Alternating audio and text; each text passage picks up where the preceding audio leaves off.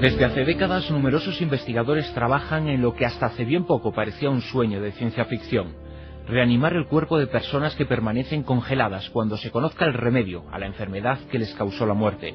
Es la criogenización, un asunto sobre el cual se ha escrito mucho, a veces incluso demasiado.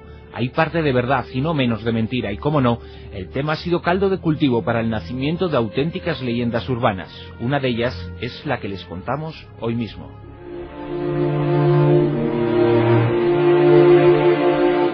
Hace apenas un mes, una importante agencia de noticias distribuía un reportaje respecto a la criogenización. Uno de los párrafos de aquel reportaje se lo exponemos a continuación, pero el mismo texto o similar se ha podido leer en numerosas ocasiones desde 1967.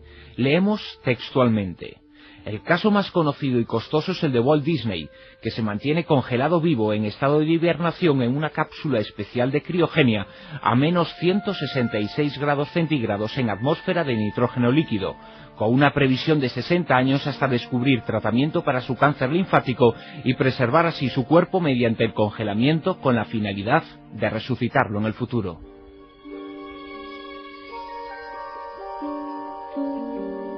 La información ofrecida como verídica no refleja sino una de las muchas creencias que se argumentan cuando se habla de criogenización. Ciertamente resucitar cuerpos congelados suena a ciencia ficción, pero el hecho de que alguien tan relevante como el creador de sueños, Walt Disney, también esté hibernado da credibilidad a esta aventura. Una gran parte de la población está convencido de ello. El peculiar destino de Disney ha sido repetido por activa y por pasiva, en radio, prensa y televisión. Sin embargo, la verdad es otra, muy distinta. Una historia que nos remonta a las 9:30 de la mañana del 15 de diciembre de 1966, cuando Disney murió en su habitación del Hospital Joseph de Burbank, en Los Ángeles. Acababa de ser operado a consecuencia de un cáncer de pulmón. No sirvió de nada, era terminal e incurable.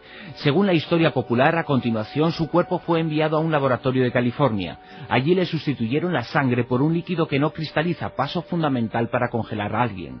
Acto seguido, la temperatura de su cuerpo se redujo de forma paulatina hasta que se estabilizó. Después quedó depositado en el interior de un cilindro metálico que mantiene los restos de Disney congelados día y noche.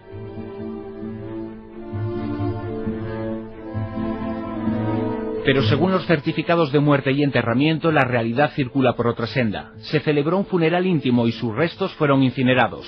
La vasija que contenía las cenizas fueron enterradas a 2 metros de profundidad bajo una pequeña escultura que se elaboró en honor del mítico creador. Se encuentra en un pequeño jardín privado del Forest Lawn Memorial Park, cerca de Los Ángeles, cerca de donde vivía el genio. Allí continúa hoy, 40 años después. Por duro que resulte aceptar para algunos, Walt Disney no se encuentra congelado. No resucitará jamás, ni siquiera cuando la ciencia pueda celebrar haber descubierto un remedio contra el cáncer.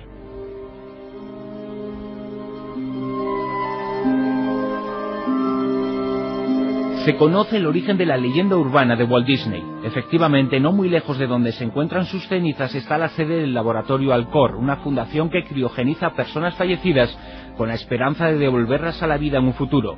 Cerca de 200 cilindros metálicos de tamaño humano albergan los cuerpos hibernados de otras tantas personas. Uno de esos ataúdes metálicos contiene en su interior el cuerpo de un hombre llamado James Bedford, que 2 años antes de fallecer había entrado en contacto con un catedrático llamado Robert Ettinger, uno de los primeros postuladores de la criogenización y de las teorías de la inmortalidad que hicieron famosas después los llamados estropianos. Bedford se prestó para probar ese experimento después de morir, hecho que sucedió el 12 de enero de 1967, es decir, 27 días después de Disney. Su cuerpo, posteriormente, sí fue congelado.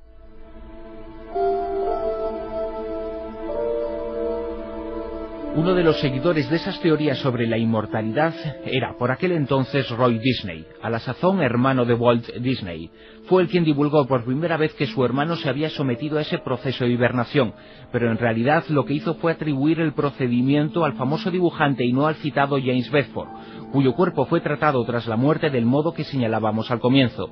Desde entonces, desde que Roy Disney usurpó esa historia que en cierto modo plagió para dar más énfasis y popularidad a las teorías de la inmortalidad, son muchos los que han citado a su hermano como ejemplo de la seriedad de esta apuesta científica.